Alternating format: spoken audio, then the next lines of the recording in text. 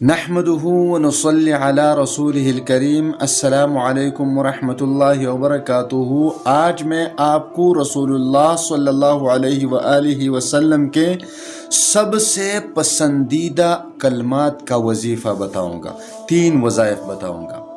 سب سے بہترین کلمات، سب سے پسندیدہ کلمات رسول اللہ صلی اللہ علیہ وآلہ وسلم کی، جو خود بھی کثرت سے پڑھتے تھے، صحابہ کرام کو بھی پڑھنے کی ترغیب دیتے تھے۔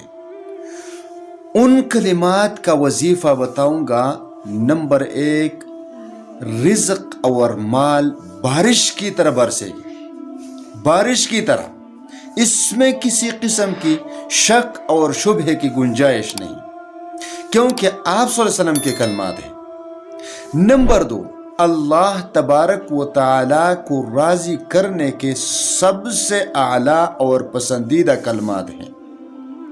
نمبر 3، آپ کی وہ حاجت جو کبھی پورے ہونے کا یقین ہی ختم ہو چکا ہے، یقین ہی ختم ہو چکا ہے، آپ ایک سائیڈ پر بیٹھ چکے ہیں کہ اب یہ حاجت پوری نہیں ہوتی، تو اس کے لیے آپ یہ کلمات پڑھیں گے، اس کا وظیفہ پڑھیں گے ایک خاص طریقے کے ساتھ، ایک خاص وقت میں۔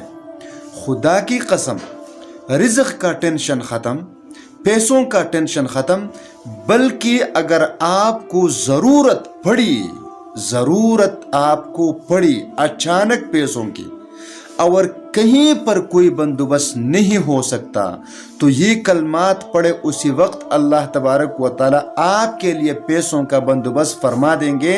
آپ یقین کے ساتھ پڑھیں، یقین کے ساتھ پڑھیں، دل سے پڑھے، اللہ تبارک و تعالی بندوبست فرما دیں گے۔ نمبر 2، حاجت بھی اللہ تبارک و تعالی پورے فرمائے گا۔ نمبر 3، اللہ تبارک و تعالی آپ سے راضی ہوگا، اللہ تبارک و تعالی آپ سے راضی ہوگا۔ تو وہ کلمات جو رسول اللہ صلی اللہ علیہ وسلم کے محبوب اور پسندیدہ کلمات تھے، وہ یہ ہیں جو آپ کو اسکرین پر نظر آ رہے ہیں۔ لا حول ولا قوت الا باللہ العلی العظیم، لا حول ولا قوت الا باللہ العلی العظیم، آپ صلی اللہ علیہ وسلم کے محبوب اور پسندیدہ کلمات ہیں۔ سب سے پہلا وظیفہ مال اور رزق کے لیے، جو غیب سے آپ کو ملیں گے، جب بھی آپ کو ضرورت ہو آپ کو ملیں گے۔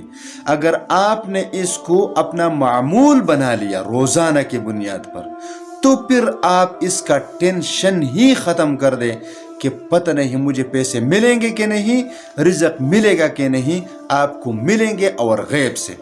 اس کے لیے آپ روزانہ مغرب کی نماز کے بعد 100 مرتبہ پڑھا کریں، مغرب کی نماز کے بعد روزانہ 100 مرتبہ پڑھا کریں۔